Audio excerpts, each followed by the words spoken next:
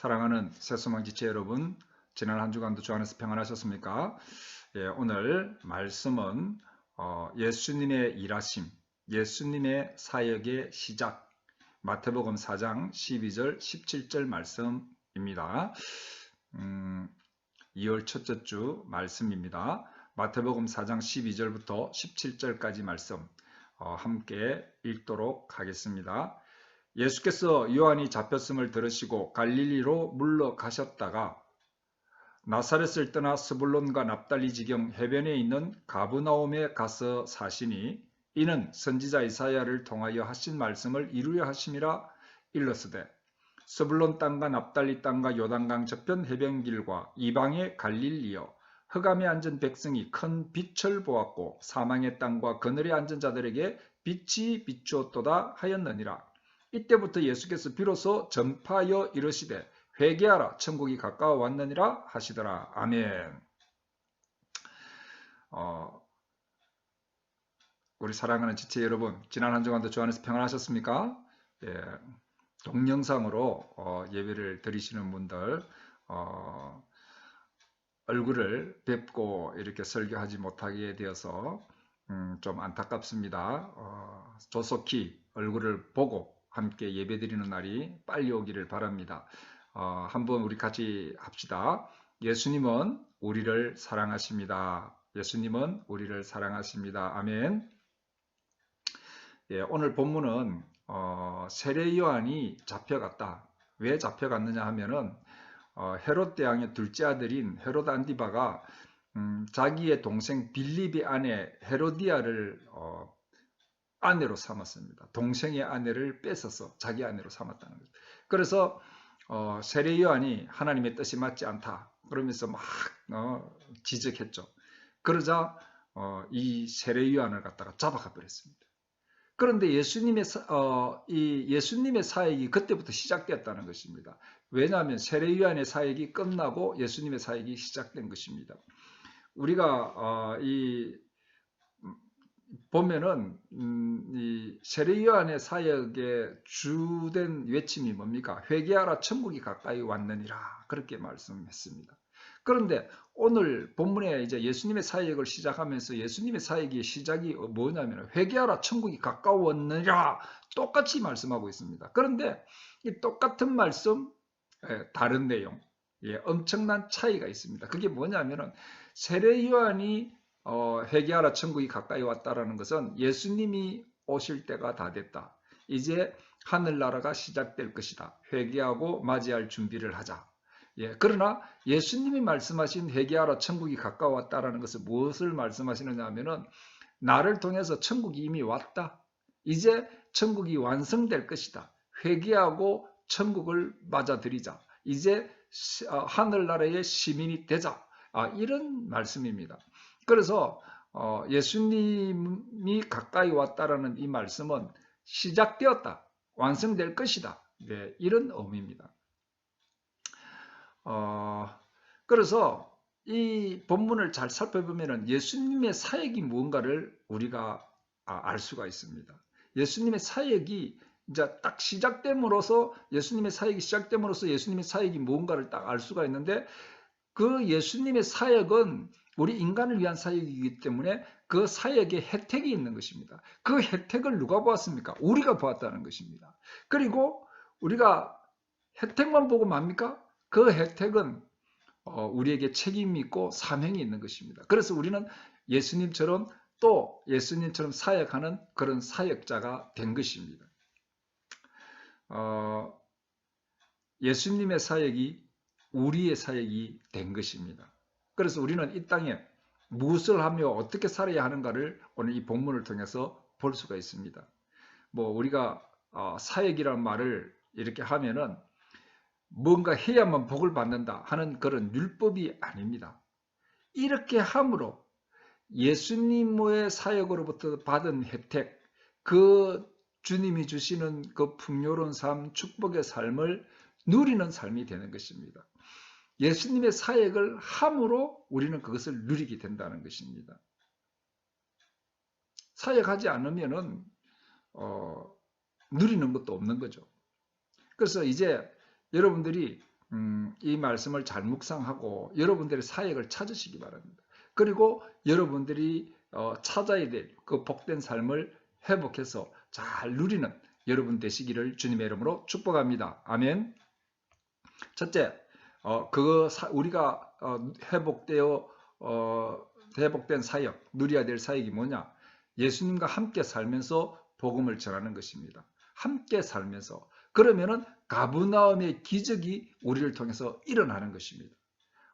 그래서 마태복음 4장 12절부터 14절 말씀 보면은 예수께서 요한이 잡혔음을 들으시고 갈릴리로 물러가셨다가 나사렛을 떠나 스불론과 납달리 지경 해변에 있는 가브나움에 가서 사시니 이는 선지자 이사야를 통하여 하신 말씀을 이루려 하심이라. 일러스되, 이렇게 말씀하고 있죠. 마태복음 11장 23절에 보면은 가브나움아 내가 하늘에까지 높아지겠느냐 엄부에까지 낮아지리라. 내가 행한 모든 권능을 소돔에서 행하였더라면 그 성이 오늘까지 있었으리라. 아멘. 존 그리삼이라는 분의 거리의 변호사라는 소설이 있습니다. 이 소설의 주인공은 마이클이라는 사람이 나오는데 이 사람은 처음에 큰 로펌의 그 변호사 사무실에 근무하는 그런 변호사입니다. 그래서 상류층을 위해서 가진 자들을 위해서 변호사 일을 감당해서 돈을 많이 버는 젊은 변호사였습니다. 그런데 그가 우연히 노숙인들의 처참한 상황을 몇 차례 보게 됩니다. 인질극을 벌이다가 죽임을 당하는 노숙인, 그 다음에 자녀들과 함께 얼어 죽은 여자 노숙인들, 이런 것들을 보게 되는 거죠.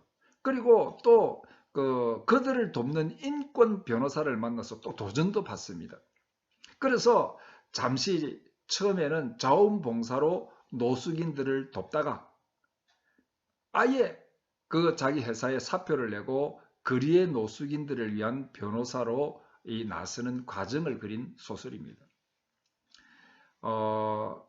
그래서 이제 이 거리 변호사가 된 이 주인공 마이클은 그때부터 수입이 완전 줄었고 화려한 집에서 낙후된 집으로, 그 다음에 아내에게 이혼까지 당하고, 그렇지만은 소외된 자들을 위해서 이 소외된 자들을 외면하는 세상에서 자신의 성공을 위해서 일하지 않고 당당히 그들과 함께 살면서 그들의 대변자가 되는 진정한 변호사의 모습을 우리에게 보여주는, 이 시대의 진정한 영웅의 삶을 우리에게 보여주면서 우리에게 감동을 주는 그런 소설입니다.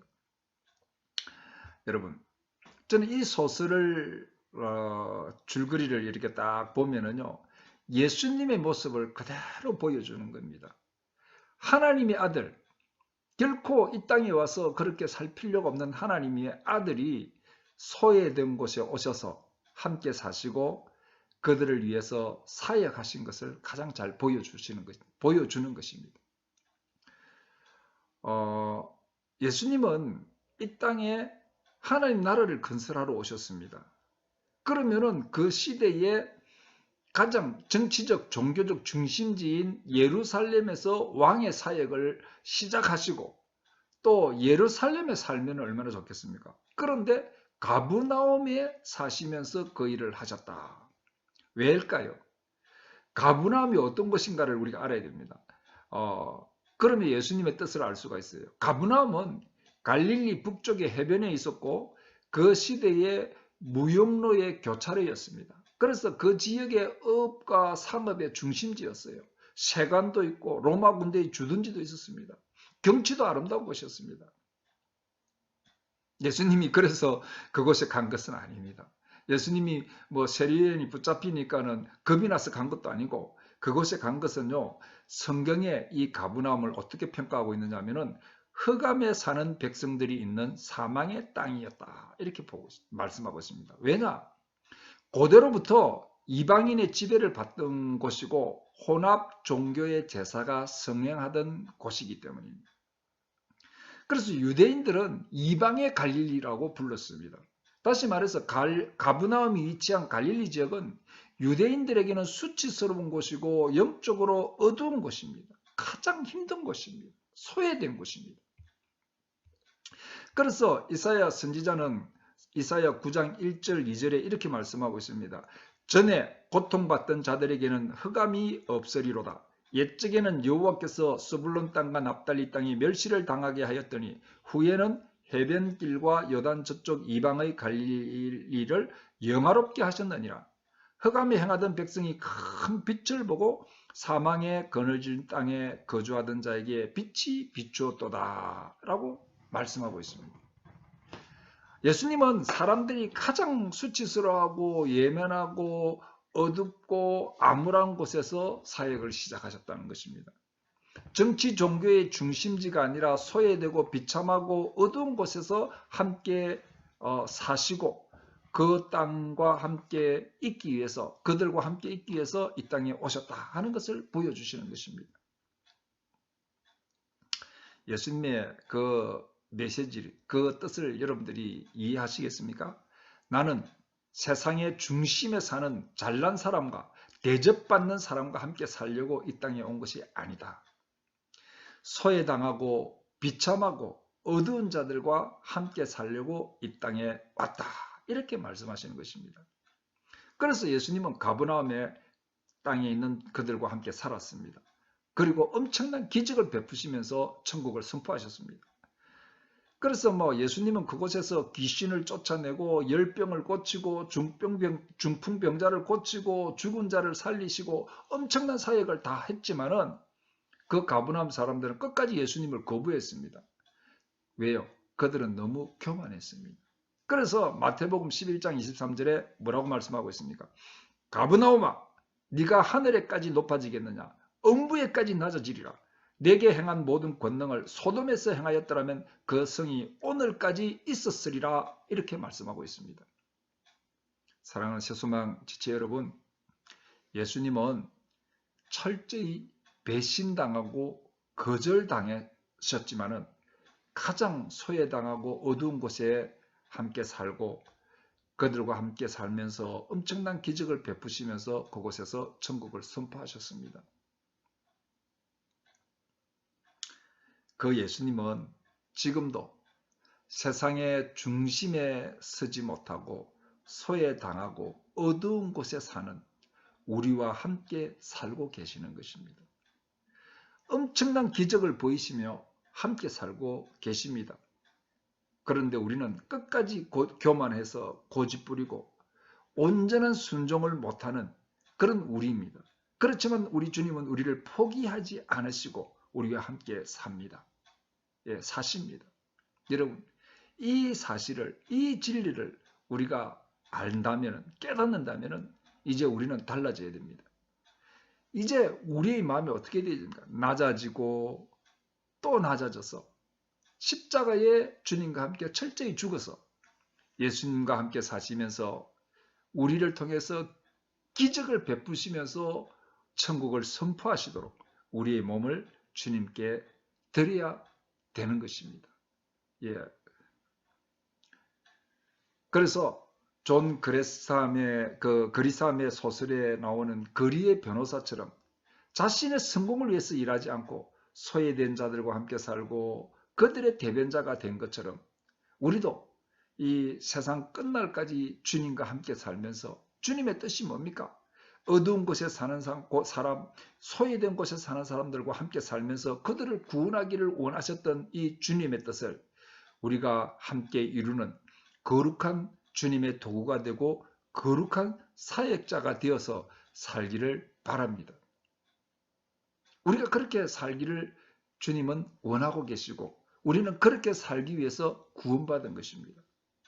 그렇게 살 때 우리 인생은 어떻게 됩니까? 날마다 가버나움의 기적이 일어나는 풍요롭고 축복된 삶이 되는 것입니다. 중풍병자가 떠나가고 죽은 자가 살아나고 여러분 한 번씩 선교사님들 간증을 들어보시기 바랍니다. 문명세계의 모든 것을 버리고 정말 주님 복음을 향하여 오지에 들어가서 밀림에 들어가서 사역할 때 선교사님의 기적이 선교사님의 기도가 그 막 병을 낫게 만들고. 제가 저 한번 들었던 그 이야기는 그 선교사님한테 선교사님이 기도하면은 막 병이 낫는다고 팔이 부러져 가지고 와가지고는 기도해 달라 했어요. 완전히 기도 안 차는 거예요. 기도한다고 부러진 팔이 어떻게 붙겠습니까?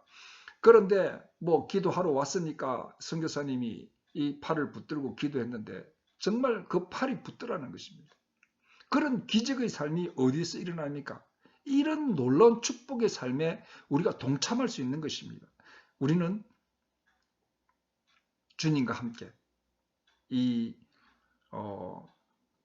어두운 곳에 사는 사람들과 그들의 소외된 곳에 사는 사람들에게 이 복음을 전파하면서 이렇게 축복된 삶에 동참할 수 있는 것입니다. 우리가 그렇게 되기를 주님의 이름으로 축복합니다. 아멘. 두 번째, 우리 인생에 빛을 주심으로 빛이 되어 빛을 비추는 자 되게 하셨습니다.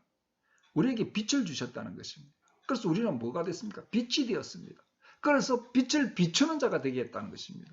이런 사역자가 된 것입니다, 여러분. 그래서 마태복음 4장 15절 16절에 보면은 스불론 땅과 납달리 땅과 요단강 저편 해변길과 이방의 갈릴리여 흑암에 앉은 백성이 큰 빛을 보았고 사망의 땅과 그늘에 앉은 자들에게 빛이 비추었도다 하였느니라. 아멘. 어느 부인이 남편에게 10년 동안 전도를 했는데 남편이 안 받아들이고 예수를 안 믿었습니다. 그럼 그때 어느 날 남편이 저녁 늦게까지 친구들하고 술 마시다가 또 막 2차 하자 하면서 막 자기 집에 친구들 데려와 가지고 늦은 밤에 자는 아내를 깨워가지고 술상을 차리라고 합니다. 그때 이 부인이요 아무 불평 없이 정성껏 술상을 차려서 대접을 합니다. 남편의 친구가 깜짝 놀라서 그 부인에게 물었습니다. 야, 이 정도면은 자기 아내 같으면 막 난리가 나는데 어째서 이렇게 잘 대접하는지 이렇게 뭐 하는 이 뭐 당신이 천사냐고 하면서 막 궁금해서 물어봅니다. 근데 이 믿음 좋은 부인이 뭐라고 이야기를 하느냐면요. 저는 제 남편에게 10년 동안 전도를 했는데 실패했습니다. 이제 저는 거의 포기한 상태입니다. 그런데 저는 천당 갈 거고 천국 갈 거고 저 사람은 지옥 가겠지요 뭐. 그렇지만은 이 세상에 사는 동안이라도 좀 편하게 잘 대접해야 되겠다는 생각에서 이런 엉뚱한 대답을 하는 것입니다.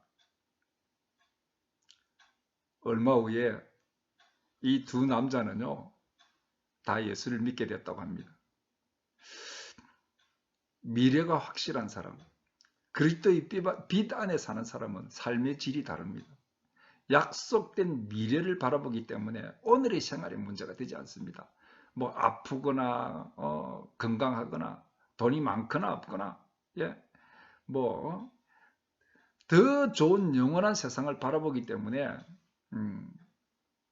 우리는 삶의 질이 다르다. 예수를 믿어서 빛 안에 사는 또 엄청난 신분을 가진 새로운 피조물이 된 것입니다. 이것을 잘 알면은요, 이것을 정말 깨닫고 진리를 믿는다면은 우리는 이보다 더 통 크게 놀 수 있는 자들입니다. 이것이 바로 빛이 나타나는 삶입니다, 여러분. 오늘 본문에 보니까 예수님이 갈릴리 가브나움에 살게 되시니까 흑암에 앉은 백성과 사망의 그늘에 앉은 자들에게 빛이 비추었다. 빛이 비추었다는데 흑암에 사는 자들은 뭐냐면요. 진리의 부재, 진리가 없는 사람들에게. 그리고 사망의 그늘에 앉았다는 것은 절망, 죽음 상태에 있는 것입니다. 소망이 없는 것입니다. 그 시대의 갈릴리 가브나움 지역 사람들의 상태가 그랬다는 것입니다. 그런데 그 흑암의 지역에 그 사망의 지역에 예수님이 사역하기 시작해서 그들의 인생에 빛을 비추시고 빛을 던져주신 것입니다. 참진리를 알게 하고 그 참진리 안에서 사는 소망 있는 자로 만들어 주시겠다라는 것입니다. 그런데 갈릴리 사람들은 그것을 가브나움 사람들은 그것을 거부했습니다. 그렇지만은 그것이 교통의 요지였기 때문에 그 지역에 수많은 기적을 베푸신 예수님의 소문이 온 유대에 퍼지게 되는 계기가 된 것입니다. 그리고 예수님의 십자가의 죽음을 통해서 참 빛은 우리에게도 비추어져서 예수님의 사역은 완성되게 되었습니다. 그래서 이제는 우리는 빛 안에 사는 자들이 되었습니다. 빛 안에 사는 삶으로 삶의 질이 변화됐습니다. 우리의 신분도 변화됐습니다. 여러분, 우리의 삶의 질이 어떻게 변화됐습니까? 에베소서 5장 8절 9절 보면은 너희가 전에는 어둠이더니 이제는 주 안에서 빛이라. 빛의 자녀들처럼 행하라. 빛의 열매는 모든 착함과 의로움과 진실함에 있느니라 말씀했습니다. 빛의 자녀로 빛의 열매를 맺는 자가 되었습니다. 우리의 삶의 질이. 이 세 가지 열매가 나오는데 우리가 십자가에 옛사람이 죽고 새 사람으로 예수님의 성품을 나타내는 새로운 피조물의 삶이 이 빛의 열매입니다. 이제 우리는 예수님의 십자가를 통해서 우리 마음에 빛이 들어왔기 때문에 빛의 열매를 맺고 사는 자가 되었다는 것입니다. 여러분, 나로 살지 않고 내가 죽었다는 것을 믿음으로 확신하고 주님 말씀 따라서 성령의 인도하심으로 그 순종하는 그런 새로운 피조물의 삶을 살아갈 때 우리는 이런 열매를 맺게 되어 있는 것입니다. 그래서 이 열매, 우리가 맺어야 될 열매가 뭔지 궁금하지 않습니까? 여러분이 맺어야 될 열매는 착함입니다. 착함. 이 헬라 아가도시네라는 말씀인데 관대한 정신, 온유하고 도덕적인 성품을 말합니다. 그 우드라는 신학자가 그렇게 얘기를 했는데 착하다는 것은 관대한 것입니다. 온유한 것입니다. 도덕적인 성품, 윤리적인 사람입니다. 의로움, 디카오시네는 정의롭고 도덕적인 사람, 하나님 보시기에 공정한 의를 가지고 있다. 치우치지 않고. 보면은요, 예수님의 그 육신의 아버지 요셉은 의로운 사람이라고 했습니다. 의로운 사람. 그래서 정원한 마리아가 처녀가 아기를 낳았을 때에 고발하고 정죄하고 그렇게 하지 않고 가만히 놓아두려고 했습니다. 주님 보시기에, 하나님 보시기에 의로운 사람이었습니다. 그래서 네 아내를 데려와라. 그래가지고 예수님을 낳고 예수님의 육신의 아버지가 된 것입니다. 의로움도 착함과 이렇게 일맥상통한 것이죠. 도덕적이고 공정하고 또 이 진실함, 알레데이아는 말과 행위에 있어서 순수하고 정직함. 진실하다는 것은 정직한 것입니다. 이 빛의 열매는 어두움과 반대되는 것입니다. 그래서 이 그리스도인의 삶에 이 균형 있게 나타나는 것입니다. 하나님의 참된 자녀가 되는 판단의 근거라고 했습니다. 여러분, 저 사람 하나님 믿는지 안 믿는지 어떻게 압니까? 빛을 받은 사람으로서 빛의 열매가 나타나느냐. 착함, 의로움, 정직함, 이런 열매가 나타나는 것입니다.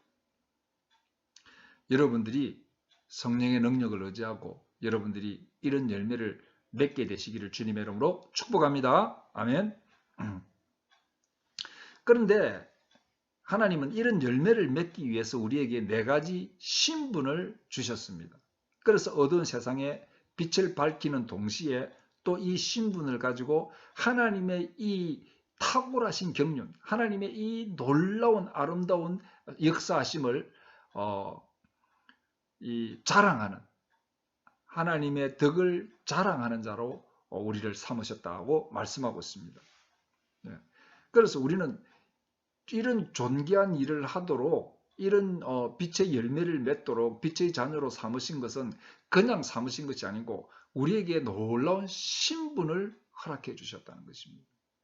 여러분, 우리가 가진 엄청나고 존귀한 신분이 뭡니까? 베드로전서 2장 9절에 그러나 너희는 택하신 족속이요 왕같은 제사장들이요 거룩한 나라요 그의 소유가 된 백성이니 이는 너희를 어두운 데서 불러내어 그의 기이한 빛에 들어가게 하신 이의 아름다운 덕을 선포하게 하려 하심이라. 아멘. 예, 우리는 택하신 족속입니다. 만에 하나 고르고 뽑았다. 예, 우리는 하나님이 뽑아 세운 하나님의 백성입니다. 왕 같은 제사장입니다. 옛날에는요, 왕은 왕이고 제사장은 제사장입니다. 너무나 권력이 강하기 때문에. 그런데 우리는 왕도 되고 제사장도 되는 겁니다. 앞으로 예수님 오시면은요, 새로운 땅에서 큰 권세를 가지고 온 열방을 예수님과 함께 다스리는 그런 권세자들이 된 것입니다. 거룩한 나라가 됐습니다. 거룩한 나라의 백성이 된 것입니다. 하나님의 나라의 백성. 왜? 하나님이 서시기 위해서 하나님의 나라의 백성이 됐다. 그리고 소유된 백성이다. 하나님이 소유하셨다. 어떻게 소유했느냐? 예수님의 십자가의 피값으로 사신 하나님의 자녀가 되게 하셨다는 것입니다. 우리는 이런 엄청난 신분을 가진 자가 된 것입니다. 왜? 세상에서 빛의 열매를 맺고 이 하나님의 탁월하신 경륜, 이 역사를, 이 아름다운 덕을 전하기 위해서, 선포하기 위해서.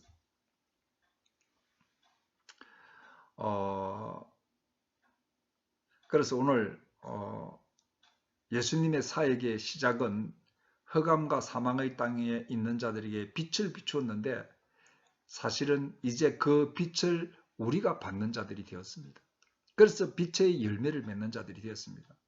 그런데 이 빛의 열매를 그냥 맺는 것이 아니라 존귀하고 엄청난 신분을 우리에게 주셨습니다.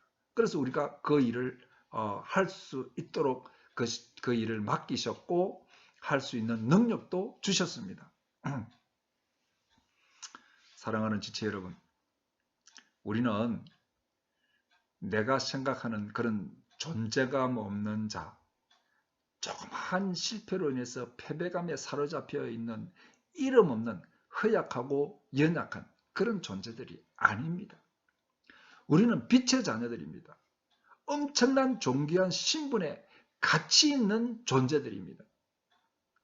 우리의 삶이 뭔지 아십니까? 우리는 삶이 곧 착함이고 의로움이고 진실함입니다. 열매가 나타나는 자들입니다. 이건 내가 선택하고 성령을 의지하고 순종하면 열매 맺게 되어 있는 것입니다. 그래서 우리는 살면은 삶이 어두운 흑암과 사망의 세상에 빛을 밝히는 자들입니다. 우리가 이것을 잘 알아야 됩니다. 빛을 밝히기 위해서 막 우리가 빛이 뭔가 찾고 할 필요가 없습니다. 성령의 인도하심을 따라서 우리가 말씀에 순종하고 사는 삶, 그걸 선택하고 따라가면은요, 우리는 그런 열매가 나타나게 되어 있는 자들이라는 것입니다. 그리고 우리가 이 세상의 빛을 밝히면서 하나님의 탁월한 경륜, 아름다운 덕을 선전하는 그런 자가 된 것입니다. 예수님의 사역의 시작이 그것을 우리에게 보여준다라는 것입니다. 여러분, 빛의 자녀임을 확신하시기 바랍니다.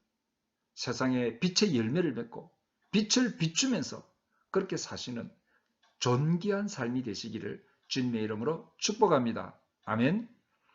예, 마지막으로 우리가 어떤 사역을 맡게 됐느냐, 어떤 예수님의 사역의 혜택으로, 세 번째, 회개로 하늘의 시민권을 누리며 당당히 하늘의 시민권을 부여하는 사역이다. 부여하는 사역.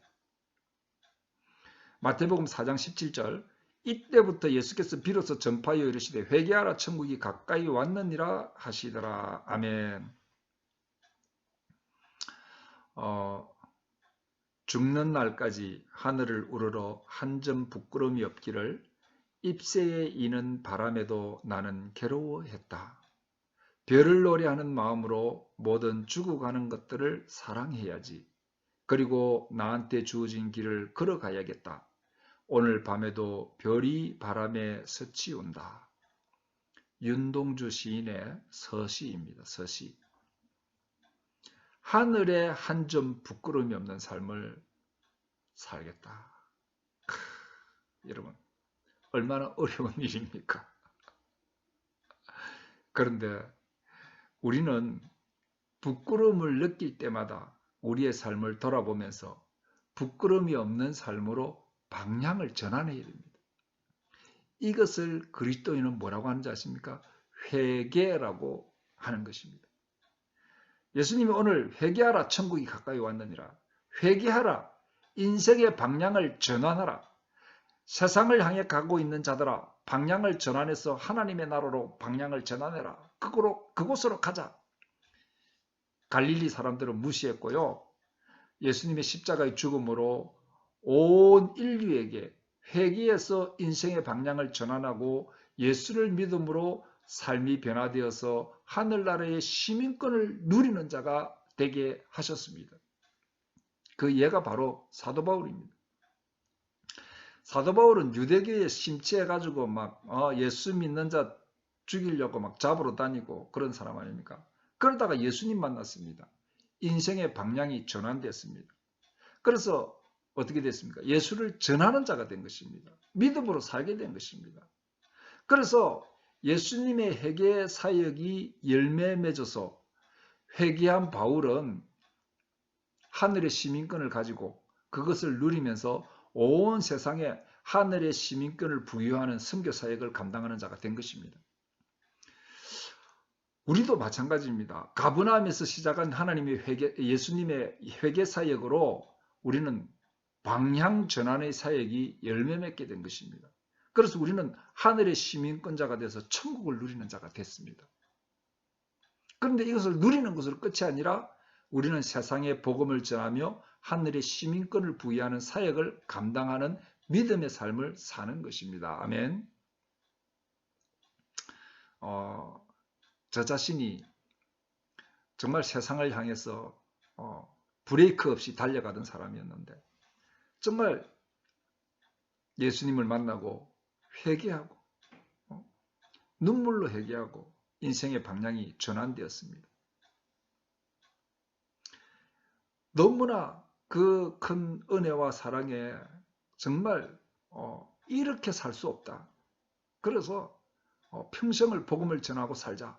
그래서 제가 목회의 길을 간 것입니다. 목회 사역을 하면서도 성도들에게 설교만 전하는 것이 아니고 전도를 할 때에 얼마나 기쁨이 있는지 모릅니다. 제가 몇 년 전에 벌써 8년이나 됐네요. 베트남에 선교하러 갔을 때요. 야, 내가 세상에서 많은 곳을 여행을 하고 다녔지만은 그 오지에 가서 그 사람들을 만나면서 그곳에서 복음을 전하고 그들하고 함께 밥을 먹으면서 그들과 대화하면서 그렇게 지냈던 그 아름다운 추억, 그 행복한 그 인상의 깊은 그것을 갖다가 잊지를 못하고 있습니다. 여러분, 그래서 우리는 그런 자가 된 것입니다. 여러분이 그런 자가 된 것입니다. 그런데 진정한 전도자, 진정한 선교사가 되려면요, 천국을 풍성히 누리는 자가 되어야 됩니다. 우리가 누리지도 않는 천국을 어떻게 전할 수가 있겠습니까? 사람들한테 천국을 이야기하면요, 천국 봤느냐 이렇게 얘기합니다. 그런데 우리는 천국을 누리고 살고 있다는 것을 보여줘야 되는 것입니다. 여러분, 천국 어떻게 풍성히 누릴 수 있는 줄 아십니까? 하나님의 다스림 속에 더 깊이 들어가는 것입니다. 내가 내 자신을 고집하고 살아가면요, 그 속에 천국이 없습니다. 여러분, 부부가 지 고집 서로 내세우면 뭐 싸움밖에 더 있습니까? 하나님의 다스림을 받으면요, 행복해지는 것입니다. 그리고 더 깊이 하나님의 다스림 속에 들어가려면 어떻게 해야 되는가? 회개하는 것입니다. 인생의 방향을 계속 전환해야 되는 것입니다. 회개를 통해서. 우리 마음은요, 그대로 두면은 자꾸만 세상으로 가는 것이 우리의 마음입니다. 우리는 십자가에서 죽었는가 싶으면 또 살아나는 것이 우리의 마음이더라고요. 저는 이 말씀을 묵상하면서 내가 이래서 목사가 됐구나. 하나님 나를 목사시켰구나. 이런 생각이 들더라고요. 왜? 제가 목사가 안 됐으면 처음에 은혜 받아가지고 막 길길이 뛰고 좋아했겠지만은 세월이 지났어도 이렇게 여일하게 꾸준히 예수를 잘 믿으면서 복음을 전하면서 그렇게 살았겠는가 하는 것입니다. 내 마음속에 죽지 못한 옛사람은 날마다 고개를 들어 세상을 보고 있는 그런 나를 발견하기 때문입니다. 우리는 아무도 장사가 없습니다. 죽었다고 이야기하지만은 죽었다고 고백하고 선포하고 그래서 우리의 마음은 날마다 회개함으로 방향 전환을 일으켜야 됩니다. 하나님의 더 깊은 다스림 속에 들어갈 때 우리는 하나님의 더 풍요로운 풍성한 삶을 누리게 되고 우리가 누리는 이 천국의 풍요로운 삶을 세상 사람들에게 전해서 천국의 시민권을 사람들에게 부여하는 그런 전도자가 되는 것입니다. 그렇게 살 수 있는 것입니다. 정리하면요, 오늘 본문에서 회개하라 천국이 가까이 왔느니라 하신 예수님의 외침은 우리에게 하늘의 시민권을 부여하는 사역을 하신 것입니다. 우리가 그 혜택을 받고 누리고 또 우리도 그런 사역을 감당하는 자로 살아라고 우리에게 보여주신 것입니다. 사랑하는 새수망 지체들은 이제 이 말씀을 묵상할 때 예수님이 천국을 주신단다 회개하자 하는 이런 차원으로 단순히 보지 마시기 바랍니다. 회개하고 하늘의 시민권을 우리가 가졌지만 날마다 회개함으로 우리의 삶의 방향을 날마다 전환해야 된다. 그래서 더욱더 하나님의 다스림 속에 들어가고 더욱더 천국을 누리고 그렇게 천국을 누리게 될 때 우리는 당당히 하늘나라의 시민권을 부여하는 이 천국을 선포하는 그런 전도자 선교사의 사역을 감당하는 자로 살 수 있다는 것을 깨달으시기 바랍니다. 그렇게 깨닫게 되시기를 주님의 이름으로 축복합니다. 말씀을 마칩니다. 세례 요한의 죽음으로 예수님의 사역이 시작되었습니다. 죽음이 아니죠. 세례 요한이 잡혀감으로 인해서 예수님이 시작하신 사역을 잘 묵상하면은 예수님의 사역으로 우리가 누리는 것이 보입니다. 예수님의 시작한 사역을 잘 묵상하면 예수님의 사역이 보이고 그 예수님의 사역의 혜택을 우리가 받고 또 우리가 받은 그 혜택이 있고 그 혜택을 누리기 위해서 우리가 해야 될 사역이 보인다는 것입니다. 첫째, 우리는 예수님이 가버나움과 같이 흑암의 땅, 소외된 땅에 어두운 땅에 죽음과 사망의 땅인 사는 우리들과 함께 살고 계십니다. 그래서 우리를 통해서 구원하는 사역을 하게 하셨습니다. 우리가 이 사역에 거룩하게 쓰임 받을 때에 우리의 삶이 어떻게 됩니까? 가버나움의 기적이 일어나는 그런 풍요롭고 축복된 삶이 되는 것입니다. 두 번째, 예수님은 가버나움과 같은 흑암과 사망의 땅에 빛을 주셨습니다. 우리 인생에 그런 빛을 주신 것입니다. 그래서 우리는 착함과 의로움과 진실함의 열매를 맺게 됐고 또 택하신 족속이요 왕같은 제사장들이요 거룩한 나라요 그의 소유가 된 백성이라는 존귀한 신분을 주셨습니다. 이 빛의 열매를 맺고 세상에 빛을 던져주고 하나님의 아름다운 덕을 선전하게 하기 위해서 우리가 그런 자가 된 것입니다. 이게 우리의 사역입니다. 마지막으로 회개하라 천국이 가까웠느니라 이 예수님의 외침은 그 회개하라 천국이 가까웠다 해서 그 천국을 우리에게 부여하셨습니다. 우리가 하늘의 시민권인 자가 된 것입니다. 우리는 그 하늘의 시민권자로서의 혜택을 우리가 누리고 또 이런 사역을 다른 사람도 누리도록 이런 사역을 하는 것입니다. 회개하라 천국이 가까웠다라고 복음을 전하는 자가 된 것입니다. 그런데 우리가 이 하늘의 시민권을 더 누리기 위해서는 어떻게 해야 됩니까? 날마다 회개하고 하나님의 더 깊은 다스림 속에서 살을 때 우리는 더 풍요로운 하늘의 그 축복을 누리는 것입니다. 그래서 그 누림을 우리가 누리는 이 천국을 당당하게 선포하는 자가 될 수 있는 것입니다. 여러분들이 그렇게 이 당당히 하늘의 시민권을 부여하는 사역자, 전도자의 자의 삶을 잘 감당하는 그런 삶을 살아가시기를 주님의 이름으로 축복합니다. 아멘.